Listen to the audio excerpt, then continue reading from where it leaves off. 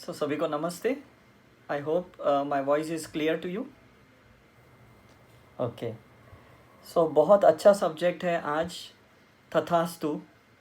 सुनने को भी बहुत अच्छा लगता है। तथास्तु का मतलब जो आप इच्छा करोगे ऊपर वाला उसको ब्लेस करेगा, क्योंकि हम सारी आत्माएं परमात्मा से जुड़े हुए हैं और परमात्मा के ही अंश हैं। तो कुछ मैं स्लाइड शो के थ्रू आपको बताने की कोशिश करता हूँ कि ये सब्जेक्ट का मतलब क्या है, डीप मीनिंग क्या है। हम दो चीज़ों से बने हैं, एक है एनर्जी, ऊर्जा, और दूसरी है कॉन्शियसनेस, चेतना। अभी जो हमने मेडिटेशन किए वो नीचे के 3 चक्रों के लिए किए थे, और वो नीचे के 3 चक्र हमारे एनर्जी से रिलेटेड है, ऊर्जा से रिलेटेड है। तो जब भी आपकी ऊर्जा अच्छी है तो समझ लो आपकी इच्छा पूरी होने का समय आ गया है करके। और जब भी आपकी एनर्जी लो है तो आपकी इच्छा पूरी नहीं होती। फॉर एग्ज़ाम्पल, अगर मुझे कोई एक 10 लाख की कार चाहिए, लेकिन पहले मेरे पास उतनी ऊर्जा चाहिए कि मैं 10 लाख कमा पाऊँ या 10 लाख की लोन ले पाऊँ, उतनी एनर्जी मेरे अंदर चाहिए, तब जाके वो कार मेरे पास हासिल होगी। तो काफ़ी पास्ट लाइफ से हमारी इच्छाएं चलती आ रही है, कैरी फॉरवर्ड होते आ रही है मूलाधार चक्र में। तो हम हर बार जन्म लेते हैं उनमें से कुछ इच्छाओं को पूरी करने के लिए, और उसमें से कुछ प्रेजेंट लाइफ में पूरी होती है और कुछ हम वापस अपनी नई नई इच्छाओं का निर्माण करते हैं, और फिर अगले जन्म के लिए हम बीज डालते हैं। और उसी वक्त हमारे पेरेंट्स ने भी जो हमें इन्वोक किया है, हमें बेटे या बेटी के रूप में जो भी हमारा आह्वान किया, हमारी आत्मा को आह्वान किया, उनकी अपनी इच्छाओं पूरी करने के लिए, तो ऊपर वाले ने भी उनको तथास्तु किया। तो ये सारी जो इच्छाएं हम निर्माण करते हैं अपने माइंड में, ऊपर वाला उसको तथास्तु करता है। लेकिन वो इच्छाएं तुरंत पूरी नहीं होती, उसके लिए दो चीज़ें चाहिए, एक ऊर्जा चाहिए, दूसरा समय आना चाहिए। सो टाइम एंड एनर्जी बहुत इम्पॉर्टेंट है। तो जब आपके पास अप्रोप्रिएट अमाउंट ऑफ एनर्जी आ गई तो चांसेस है मैनिफेस्टेशन होने के, इच्छा पूरी होने के। या अगर समय आ गया है तो भी वो पूरी होने के चांसेस आ गए, भले एनर्जी इतनी नहीं है लेकिन समय आ गया है, तो हमारी इच्छाएं तथास्तु हो जाती है। अब होता क्या है, हम तो कितनी इच्छाएं रोज प्रकट करते हैं, और वो क्यों करते हैं? क्योंकि हमारे पास एक चीज़ की कमी है, एंड दैट इज़ कॉन्शियसनेस। हमारी चेतना की कमी है। हम सिर्फ दूसरों को देखते हैं कि उसने अपनी इच्छा पूरी की और आज वो कितना लग्जरियसली जी रहा है, वो मर्सिडीज़ में घूम रहा है, वो बंगलों में रह रहा है, वो बड़ा जॉब कर रहा है, बड़ा बिजनेस कर रहा है, वो संत बन गया, वो निर्वाणा में चला गया, उसको मोक्ष मिल गया, उसका नाम कितना हो गया आश्रम में। मतलब हम कुछ कुछ लोगों से जो इम्प्रेस्ड होते हैं उनको हम रोल मॉडल बनाते हैं, और वो हम ये नहीं जानते कि उन्होंने भी कितने जन्मों तक अपनी ऊर्जा बढ़ाने की चेष्टा की है, कितना समय, कितने जन्म के जन्म उन्होंने डाले थे इस मैनिफेस्टेशन को लाने के लिए। हम उनकी एंड रिजल्ट को देखते हैं, हम ये देखते हैं कि उसने प्राप्त किया, उसने हासिल किया, लेकिन हम ये नहीं देखते हैं कि उसने हासिल कैसे किया। तो हमेशा हम डिप्रेशन में चले जाते हैं, यार मैं मांगता तो कुछ और हूँ और होता मेरे साथ कुछ और है।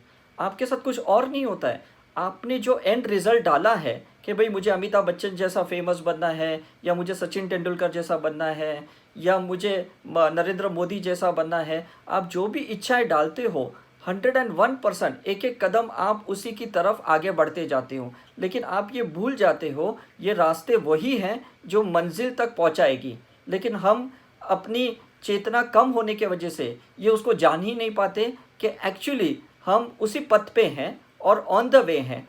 तो बीच में हम क्या करते हैं, हम डिप्रेशन के वजह से या फियर या एंजाइटी के वजह से हम डाइवर्ट हो जाते हैं, हम फिर से दूसरे थॉट्स डालते हैं, दूसरे कोई अपनी इच्छा प्रकट करते हैं और उसको पूरी करने में लग जाते हैं। वापस कुछ समय के बाद हमें लगता है यार तो ये तो मेरी इच्छा पूरी नहीं हो रही है, फिर से एक तीसरी इच्छा डालते हैं, और ऐसे करते करते हम बहुत सारी मल्टीपल इच्छाओं के साथ जीने की कोशिश करते हैं। अब हमारे पास दो चीज़ें हैं।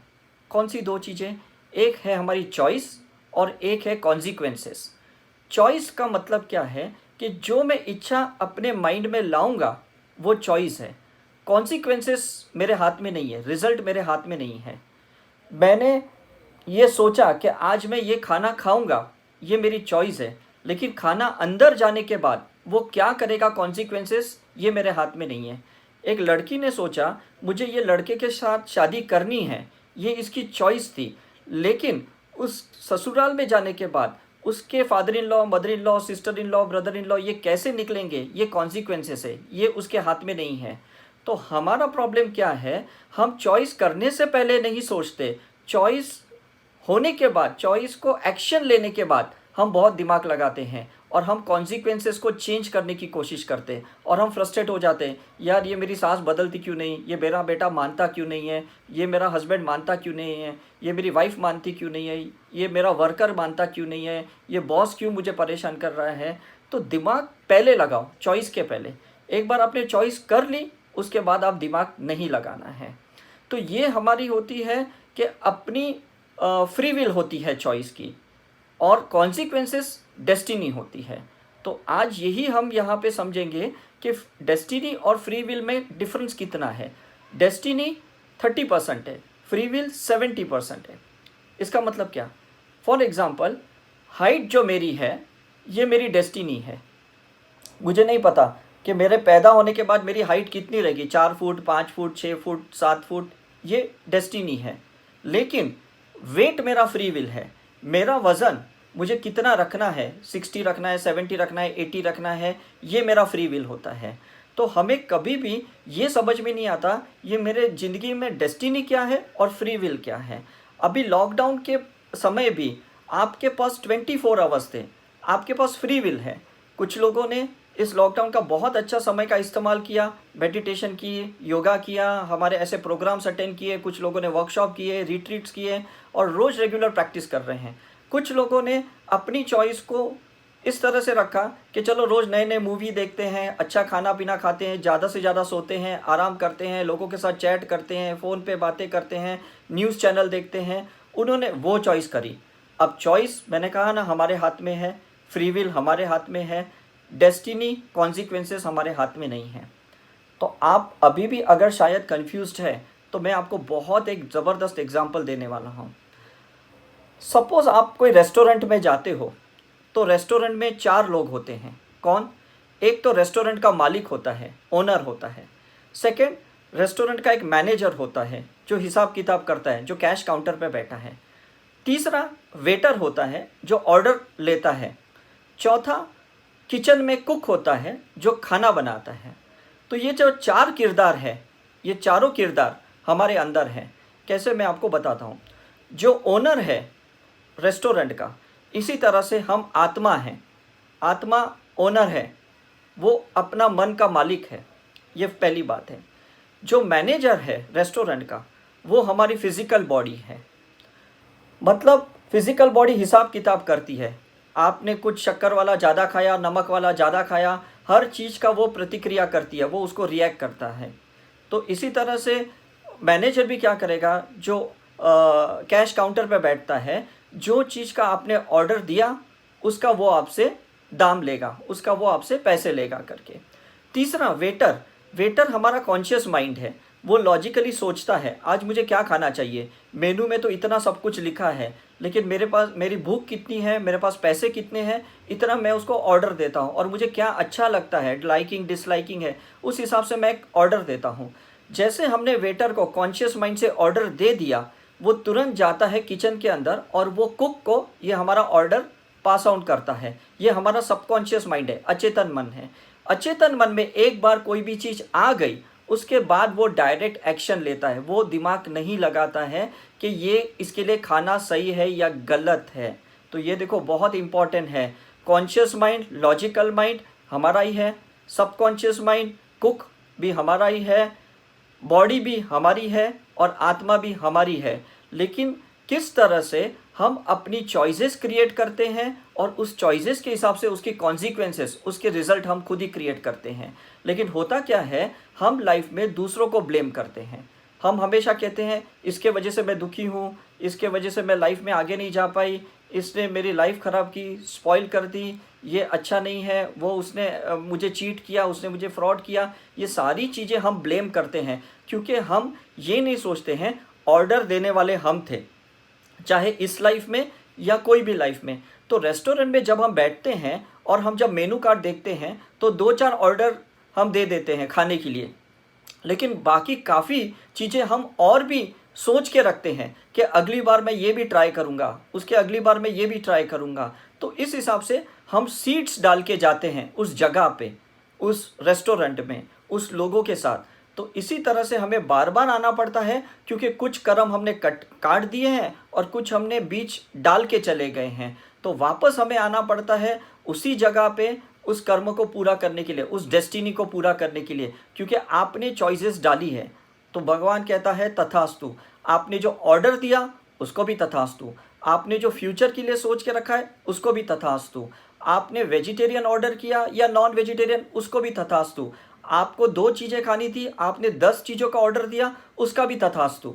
मतलब ऊपर वाला रोकेगा नहीं, सोल कभी रोकेगा नहीं, परमात्मा आपको रोकने वाला नहीं है, वो टोकने वाला नहीं है। आप जो भी सोचोगे वो करने देगा करके।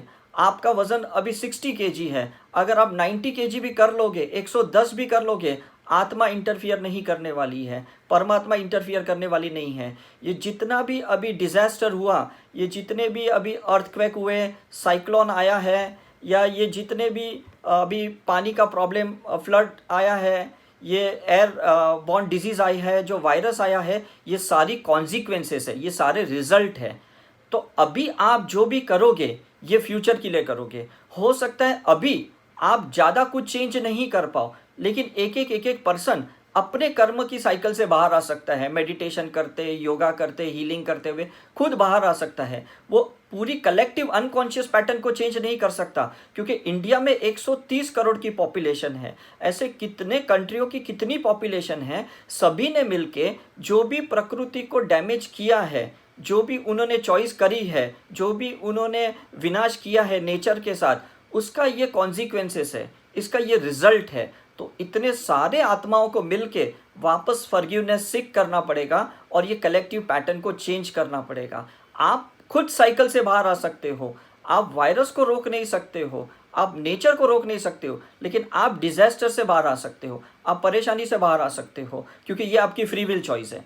परेशान होना कि नहीं होना, इस 24 घंटे का कैसे इस्तेमाल करना, ये आपकी फ्री विल है, ये आपकी चॉइस है। आप बोलोगे नहीं ये तो मेरी डेस्टिनी है, मुझे ज़बरदस्ती बैठना पड़ता है, मेरे पास कुछ भी नहीं करने के लिए, ऐसी बात नहीं है। आपकी चॉइस है कौन से वक्त क्या करो। यहाँ पे मैंने एक ब्रेन का फ़ोटो बताया है, ये एमआरआई का एक फ़ोटो है। इसमें आप देख सकते हो, इसका हमने एमआरआई की फ़िल्म का हमने ऑरा किया है। तो उसमें ये देखा है कि अलग अलग इंसान अलग अलग चॉइसेस करता है।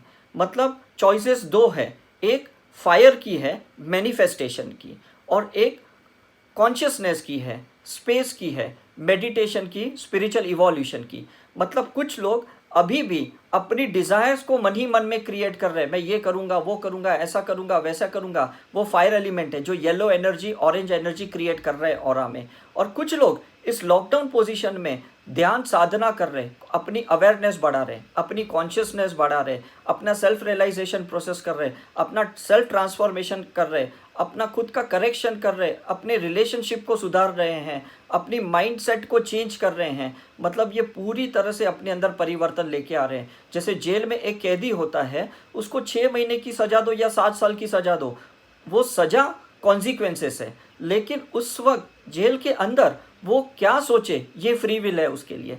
वो चाहे तो पश्चाताप कर सकता है, फॉरगिवनेस सीख कर सकता है, और धीरे धीरे वो अपने सारे विकारों से, जो भी नकारात्मक उसने एक्शंस लिए थे या थॉट्स डाल के उसको मैनिफेस्ट किए थे, चोरी करना या रेप करना या मर्डर करना या ड्रग सप्लाई करना, ये सारी चीज़ों से वो बाहर आ सकता है। कुदरत उसको भी तथास्तु करेगा, कुदरत हर चीज़ को तथास्तु करेगा, कभी किसी को मना नहीं करने वाला। हमने जितनी भी हिंसाएं की है इस दुनिया में, भगवान ने कभी रोका नहीं है, कभी हमें टोका नहीं। हम मनुष्य ही एक ऐसे प्राणी है जो हर एक दूसरे इंसान को रोकते टोकते हैं। अगर आपने रोकना टोकना बंद कर दिया, अपनी एनर्जी लोगों पे वेस्ट करना बंद कर दी, तो वही एनर्जी का, वही ऊर्जा का आप उनके लिए प्रेयर कर सकते हो, आप उनके लिए हीलिंग कर सकते हो, आप उनके लिए अच्छे वाइब्रेशंस छोड़ सकते हो। बच्चों के लिए, हस्बैंड के लिए, वाइफ के लिए, मदर इन लॉ के लिए, या जो भी अभी बेचारे परेशान है उनके लिए आप अच्छे वाइब्रेशन छोड़ सकते हो। हम कहते हैं नेता चोर है, भ्रष्टाचार है, ये जो बातें करते हैं, हम फ्यूल टू फायर, हम और ज़्यादा नेगेटिव लोगों में अपनी फ्रीक्वेंसी में घुस जाते हैं। लेकिन इसी वक्त हम सोचें कि चलो मैं वहाँ कुछ नहीं कर सकता, कम से कम हम बैठे बैठे मैं नेता के लिए प्रेयर करता हूँ, मैं पब्लिक के लिए मैं प्रेयर करता हूँ, उनके लिए मैं हीलिंग करता हूँ, मैं एंजल्स को इन्वोक करके उनके लिए मैं ब्लेसिंग्स लेता हूँ, तो आप कर सकते हो। This is a free will, this is a choice. लेकिन आज तक इतने सालों में आपने अपनी चॉइस की, फ्री विल की सही इस्तेमाल नहीं करी है, इसलिए आज आपको परेशानी हुई है। जिस दिन इंसान ये सीख लेगा कि फ्री विल का मतलब क्या, चॉइस का मतलब क्या, तो फिर मुझे ही नहीं लगता कि वो गलत कोई भी कॉन्सिक्वेंसेस क्रिएट करेगा। और अगर कोई गलत रिजल्ट हुआ भी है ये लाइफ में, आपके साथ कुछ गलत हुआ, तो समझ लो वो पिछले जन्म का कुछ हिसाब किताब बाकी है, तो वो होना ही है। जैसे रेस्टोरेंट में जाने के बाद, खाना खाने के बाद अगर वो बंदा कहेगा कि भाई मैं बिल पे नहीं कर सकता, तो क्या करना पड़ेगा? उसे या तो मारेंगे, पीटेंगे, जेल में डालेंगे, या उसे बर्तन धुलाएंगे, क्योंकि किसी ना किसी तरह से उसको न्यूट्रलाइजेशन करना है। सोल ऐसे नहीं छोड़ेगा, ओनर ऐसे नहीं छोड़ेगा, परमात्मा ऐसे नहीं छोड़ेगा, क्योंकि उसको न्यूट्रलाइज करने के बाद ही उसको एग्जिट मिलेगा। तो आपको भी अगर लाइफ एंड डेथ की साइकिल से एग्जिट होना है, तो आप डेस्टिनी की ज़्यादा चिंता मत कीजिए, आप फ्री विल की चिंता कीजिए, जो 70% आपके पास है। लेकिन अगर आप आज कहते हो कि मुझे अपनी डेस्टिनी भी चेंज करनी है, तो भी एक तरीका है, जो आज हम ये एक मेडिटेशन करने वाले हैं। क्या तरीका है? हम अपनी चेतना को बदल सकते हैं। हम अपने आत्मा की चेतना को, जो लाइफ बिटवीन लाइफ, उसने जो डिसीजन लेके यहाँ पे जन्म लिया है, उसे भी हम काफ़ी हद तक चेंज कर सकते हैं। तो आज हम एक नया मेडिटेशन यहाँ सीखने वाले हैं कि हम अपनी चेतना को कैसे बदलें। जैसे मैंने एप्पल का लैपटॉप लिया, उसके अंदर एप्पल का सॉफ्टवेयर था, हमने उसको पूरी तरह से फॉर्मेट किया और हमने विंडोज 10 डाल दिया और हमने उसको रन करना शुरू कर दिया। भले वो 100% वो फंक्शनिंग नहीं देगा, लेकिन काफ़ी हद तक वो मुझे मदद कर रहा है। तो इसी तरह से हमारी भी जो डेस्टिनी है, हम बदल सकते हैं। शर्त क्या है? आपको वापस उतनी प्योर कॉन्शियसनेस में, पूरी प्योर चेतना में, स्टेट में जाना पड़ेगा। लाइफ बिटवीन लाइफ, जब आपका लॉजिक माइंड नहीं था और जब आपने डिसीजन लिया था कि नेक्स्ट टाइम मैं अमीर घर में पैदा होऊंगा, नेक्स्ट टाइम मैं गरीब घर में पैदा होकर मैं अपनी लाइफ जीऊँगा, या मैं इस घर में मैं पैदा होऊंगा, मैं शादी करूँगा नहीं करूँगा, मैं ये एजुकेशन लूँगा या मैं जॉब करूँगा या बिजनेस करूँगा, जो भी लाइफ बिटवीन लाइफ आपने जो डिसीजन लिया 72 आवर्स का, जब आपको भगवान के सामने बिठाया गया और आपने कुछ अप्रूवल किए कि ठीक है अभी नेक्स्ट लाइफ में मुझे इस जगह पे भेजो, इंडिया में, लंदन में, यहाँ पे मुझे भेजो, इस परिवार में मुझे भेजो, इस स्कूल कॉलेज के लिए मुझे प्रिपेयर करो। जो भी आपने डेस्टिनी पहले से प्रिपेयर की है लाइफ बिटवीन लाइफ, आज हम वो सीखेंगे कि उसको भी हम बदल सकते हैं। लेकिन शर्त यह है कि करीबन 30 डेज टू 45 डेज ये कॉन्शियसनेस की रोज़ मेडिटेशन आपको करनी पड़ेगी, जहाँ पे आप रूट चक्र से मणिपुर चक्र तक एनर्जी बढ़ाओगे, लेकिन मणिपुर चक्र से आगे एनर्जी नहीं जानी चाहिए, उसकी आपको ग्राउंडिंग करनी पड़ेगी। हार्ट चक्र से क्राउन चक्र तक सिर्फ आपकी स्पेस, कॉन्शियसनेस बढ़नी चाहिए। वहाँ पे अगर एनर्जी बढ़ गई तो आपकी भी चेतना कम हो जाएगी। जैसे रावण ने अपनी एनर्जी को मणिपुर चक्र से आग्नेय चक्र तक लेके आए थे, तो वो अपनी इच्छा से कुछ भी परिवर्तन कर सकते थे। उन्होंने खुद का रूप भी साधु के रूप में परिवर्तन किया, उन्होंने कुछ भी प्लैनेट्स को कंट्रोल किया, उन्होंने 5 एलिमेंट्स को कंट्रोल किया, देवी देवताओं को कंट्रोल किया, क्योंकि उन्होंने अपनी एनर्जी को, फायर एलिमेंट को मणिपुर चक्र से आग्नेय चक्र तक लेके आए थे। तो इसलिए उनको ईगो आ गया, और ईगो का डिस्ट्रक्शन राम ने किया। क्यों राम ने किया? क्योंकि राम के पास कॉन्शियसनेस ज़्यादा थी, उनके पास एनर्जी नहीं थी लेकिन कॉन्शियसनेस ज़्यादा थी। उनको हेल्प करने वाला कौन था? पवन पुत्र हनुमान था, जो एयर एलिमेंट का इंसान था। तो इस दो, और हनुमान जी के पास कौन थे? उसके पास एक वानर सेना थी, उनके पास एक फायर एलिमेंट वाली पोटेंशियलिटी थी। तो ये सारे एलिमेंट ने मिलकर रावण का विनाश किया। तो कहने का मतलब क्या है? Bottom line of the story, energy is not so important, consciousness is more important. चेतना ज़्यादा महत्व की है अगर आत्मा की मुक्ति चाहते हो तो। सिर्फ इच्छा पूरी करनी है तो एनर्जी ठीक है, लेकिन अगर आपको इच्छाओं से बाहर आना है, आपने कोई चीज़ का अनुभव ले लिया पॉजिटिव या नेगेटिव, अब आपको उस साइकिल से बाहर आना है तो आपको आपकी चेतना बढ़ानी पड़ेगी। बार बार एनर्जी बढ़ाओगे और नए नए इल्यूजन्स क्रिएट करोगे, नए नए थॉट्स डालोगे, ऊपर वाला उसको भी तथास्तु ही करने वाला है, वो कभी भी रोकने वाला नहीं है। आप एक गलती को 10 बार रिपीट करो तो भी तथास्तु, 100 बार रिपीट करो तो भी तथास्तु। और आपने ये चॉइस करी कि मुझे दर्द नहीं लेना है, मुझे विजडम बढ़ा के उसका एक्सपीरियंस लेना है, तो भी तथास्तु। चॉइस आपकी है कि दुख दर्द लेके लेसन सीखना है, अभ्यास सीखना है, या चेतना को बढ़ाते हुए, इंट्यूशन बढ़ाते हुए, साइकिक पावर बढ़ाते हुए, अपनी कॉन्शियसनेस को बढ़ाते हुए, विजडम को बढ़ाते हुए आपको वो अनुभव लेने हैं। आपके पास ये भी फ्री विल चॉइस है।